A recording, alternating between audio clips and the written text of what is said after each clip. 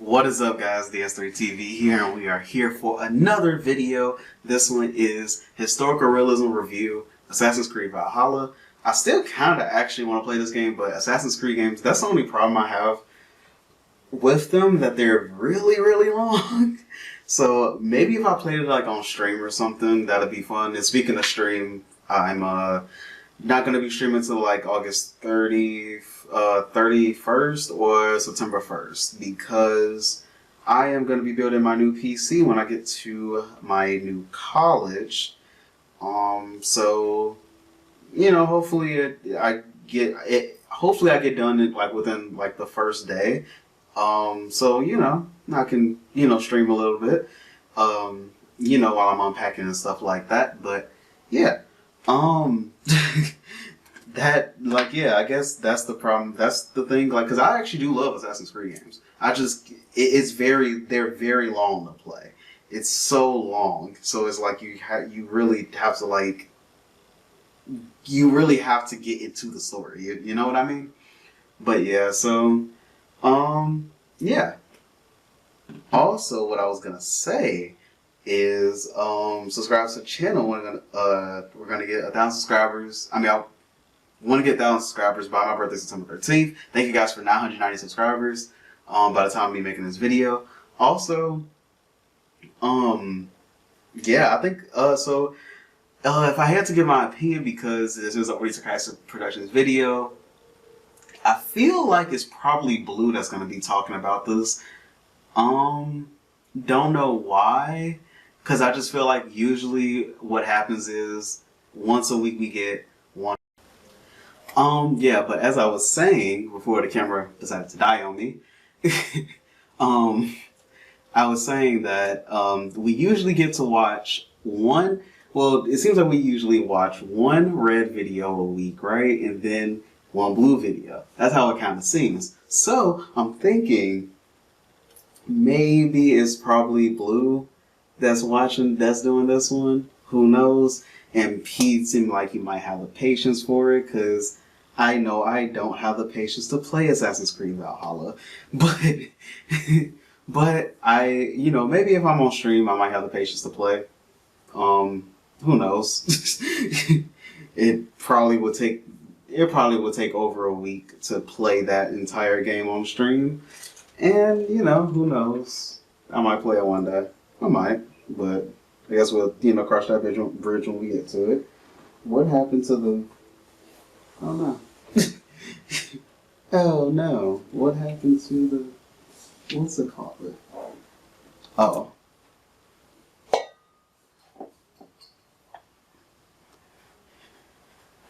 The little rubber thing came off.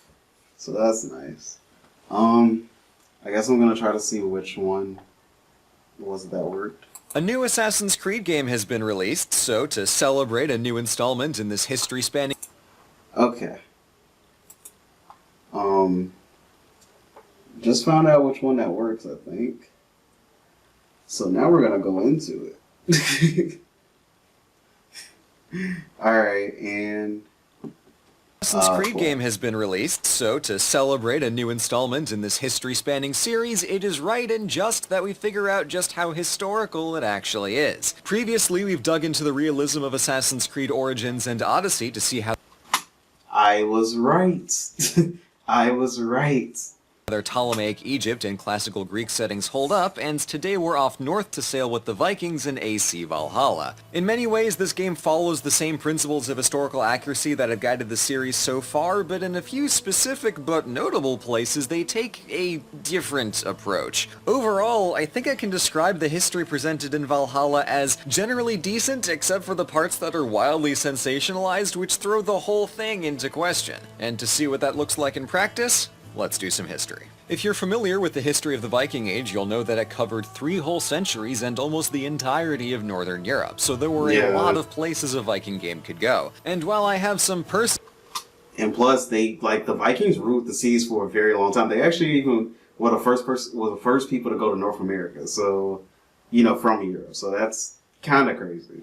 Personal opinions on when and where would make the most interesting setting in Viking history, none of that matters because the game takes place in England in 873 AD, so that's what we get. That sets us smack in the middle of the Great Viking Army, a loosely assembled force of Danes and Norwegians that fought the Saxon kingdoms to carve out a land for themselves over a 13-year campaign. So the fundamental premise of the game is boatloads of Scandinavians coming into England, trying to make a home for themselves, and slapping around any Saxons that mention they were there first. Now, with our historical overplot established, we can see that the world map is pretty true to life as well. The game is split between the kingdoms of Wessex, East Anglia, Mercia, and Northumbria. And as is often the case, this map is really solid because, while some distances are squashed and stretched for geometric convenience, all the stuff is in the right place, and the main 3 cities in the game reflect the history. London, at the time, was abandoned, so it's presented as an old and beat-up Roman ruin that hasn't been cleaned in 5 centuries, and that's really cool to see. Meanwhile, the real heart of Wessex was Winchester. Compare this to York, or Jorvik, which was further north into Viking territory and had a huge Scandinavian influence, although in 873 it probably wasn't as far along as the game implies. Outside the cities, though, things get a bit weird, because Valhalla's England is full of castles that are half a millennium ahead of schedule. These kinds of choices are usually done for the sake of gameplay, and my most charitable interpretation is that Ubisoft wanted fort-busting adventure one way or another, so they reached into the latter medieval period to disguise the anachronism. On one level, I get it, but this is just the first in a long line of aesthetic choices that undermine the game's credibility. Another example of this is the bizarre inclusion of stave churches, which are certainly an iconic piece of Scandinavian history, but nowhere near this early, and especially when the Vikings weren't even Christian yet. And while we're at it, why is there a Christian church in Asgard? I mean... Yeah, that's not how that works. That is definitely not how that works. They were not Christian. Up until that time, I believe, yeah, they were pagans still, and that's why, as I would say, that's why they still believe in Valhalla. So, yeah. I mean, look, you know how this stuff happens. Someone put it in because it looks pretty, but guys, come on, if you wanted to have all this post-800 stuff, you could have. Just set the game 2 centuries later and it's fine. But by pulling in so many blatant anachronisms for the sake of style points, it really diminishes this game's ability to serve as an effective digital museum of history. And what's most frustrating is that the AC games already had a way to deal with anachronisms like this. When they wanted to include a really important landmark that came later, they'd show it under construction. And that's a clever nuance that lets developers add in cool stuff. In AC, St. Peter's had its old period correct facade, but with the part of the latter dome that we recognize. Ah, yeah. Like, say, a partially domed St. Peter's Basilica in Rome without just lying to the player. That weird relationship with aesthetics goes beyond architecture because there are a lot of layers to Scandinavian history and the history of medieval Britain, and this game represents some of them in really iffy ways. So, we see larger-than-life Roman-era ruins in London and across the country, and the land is populated by Celtic people, Saxons, and Scandinavians. And it really is great seeing the diversity to how many people have called Britain home by the 9th century. But some of these representations are pretty bad.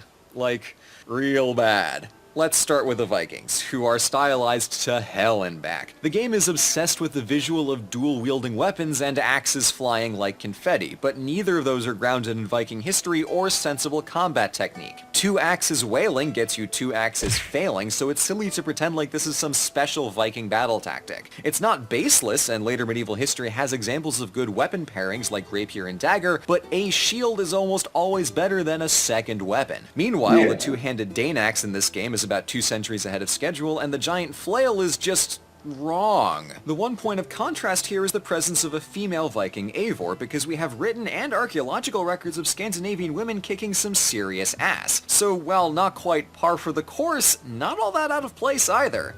Yeah, it's not that wrong. Though there are more ways to be included than just waylaying adversaries, so what most strikes me as meaningful is how the character of Randvi manages all of the Raven clan's diplomacy. That's really cool to see. But in any case, the obsession with the sensationalized Viking aesthetic carries into the character design too, as everybody's wearing 2 metric cows worth of stacked leather armor when regular old tunics and chainmail would have been the standard. And then there are the tattoos. Now, Scandinavian tattoo art is sort of described in an Arabic generic source from Eastern Europe, but because it looks cool, everybody who's ever set foot in a longship is drenched in ink. It doesn't even bother me that Eivor's smoky eye could make raccoons jealous, it's just so frustrating to see Vikings designed in such a sensationalized way. Normally, this would just be a disappointing case of historical inaccuracy, but in this instance, it's extra dangerous, because Valhalla's Vikings share an uncomfortable amount of stylistic overlap with modern racist hate groups. Yay! So anyway, then there are also the Celts, who got done so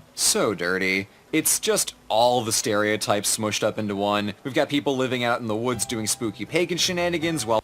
Yeah, that is basically stereotypical of what you would think the Celts would have been in that time. They could have done a little bit of research, I feel like, because it probably wasn't like that. Wearing animal skulls and 3 sets of antlers each. And really, that's just the tip of the bad history iceberg here, because a staggering majority of religion shown in-game is wildly sensationalized into spooky, scary, pain-covered shamans who send you on magical visions with the power of dank shrooms. Anyway, one of the post-launch expansions will take the player to Ireland, theoretically to go beyond England and get a fuller picture of the Isles, but oh boy, directly equating Celtic to darker tones that really add to a mysterious feeling of the expansion is a real red flag. Lazy at best, but really just plain wrong. I mean, heck, by this point the Irish were already Catholic. On the other end of the DLC, we'll get the 886 Siege of Paris, which is genuinely quite rad, because I'm really looking forward to getting outside of the Britain bubble Vikings are so often smushed into. So, back to our pals the Vikings. One of this game's strengths or stumbling points, or maybe a bit of both, is the treatment of Viking activity. Scandinavians, in history, were a multi-talented bunch. Shipbuilding, sailing, trading, raiding, fighting, and settling. And that last one often gets brushed over, so it's great to see Valhalla spending so much time and care on the settlement of Ravensthorpe. Scandinavians came to England for a lot of reasons, but the end goal was often to simply make a new home, so all that raiding wasn't for nothing. Though, that is where this game gets iffy. As is understandable for an action video game, raiding takes center stage, but the scale and content of what's happening here is really misleading. Our longboat boys preferred to target places like monasteries because they were rich in treasure and barely defended, but AC Valhalla also has us sailing D-Day style under enemy arrow fire to besiege an entire fortress, which is preposterous. Siege tactics are complicated, risky, and super not worth the effort when a band of Vikings could just keep on sailing and sack the next undefended town.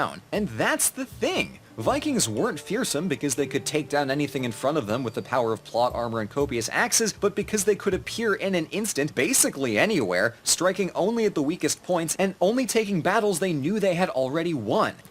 Yep, and they were but they were still like ruthless when they did win. Like, it wasn't like they would win and they would like spare people. They usually never spared people, honestly. Let me let you know a little secret. When Vikings found themselves in a fair fight, they lost. So when Ubisoft developers described the raiding gameplay as the core fantasy of Valhalla, it can... if it was a fair fight, they usually did lose, because they were used to fighting people that were weaker than them. Well, they were used to beating people weaker than them, so... Yeah. Plates these fabulous set-piece battles with the pillaging of innocent towns and monasteries, which was so immensely terrifying to 3 centuries of Europeans. Although this is very obviously done for the sake of fun gameplay, it's harder to stomach in this particular game because the protagonist Eivor is a Viking in addition to being an assassin. So the line between what's Viking stuff, i.e. real history, and what's assassin stuff, i.e. for gameplay, is almost impossible for the player to draw, and results in a warped picture of what the Vikings were really up to in 9th century England. Now, to be fair, Ubisoft have said outright that the narrative structure of Valhalla is meant to resemble an Icelandic saga, so the game uses the history to tell a larger-than-life tale in a way that is legitimately grounded in Scandinavian culture. That is really cool, but the sagas are many centuries off, and Iceland is not England. Which leads me to another bit of weirdness with this game's world, because lots of disparate elements from English and Scandinavian history across a wide stretch of time are smushed together into this one setting. The strength of this game is showing the interactions of an England in flux between Brittonic, Saxon, and Scandinavian, but it uses a lot of really weird multi-century anachronisms for representing each piece in order to achieve peak aesthetic. So whereas the Assassin's Creed series is best known for portraying distinct historical moments in time and space, Valhalla shows a composite picture of everything the Vikings have ever done and everything that has ever happened in medieval Britain. That's a huge change in the way this series treats its source material, and that's reflected in understand how Ubisoft have called this a Viking fantasy, because that's really what this is. This game is not at all an accurate history, it's a grounded fantasy. I recognize that opinion is immensely more generous than what other specialists in English and Scandinavian history would grant. But also, many people with expert knowledge of the period will recognize details like how all of the Futhark runes in the game are accurate, some of the weapons are replicas of actual museum pieces, and the steering and construction of the longships is mwah, perfect. There is legitimately so much cool stuff packed into this game, but that almost makes me feel ickier about it, because the amount of A+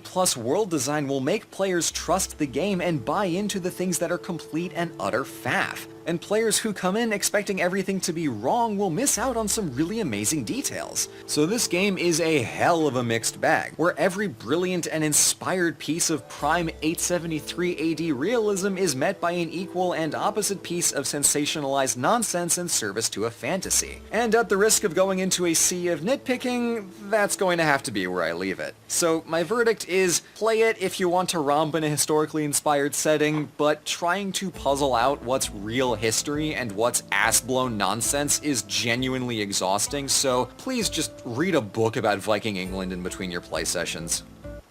Okay, that doesn't sound too bad, you know, to do. So, I mean, yeah. Oh yeah, we should check out Epic History TV, because they might have another video on Viking stuff, because we did watch a video on Viking history from Epic History TV, and I think they were talking about when they invaded England. So yeah, I think that's the end. Thank you so much for watching. Yep, that's the end. So, talk to you guys in the next video. Also, subscribe to the channel. Want to get 1,000 subscribers. Excuse me. By my birthday, September 13th. And, yeah, talk to you guys in the next video. Recommend me videos in the comment section down below. Also, give me questions for a Q&A that I want to do when I get to 1,000 subscribers. And, yeah, talk to you guys in the next video. Peace.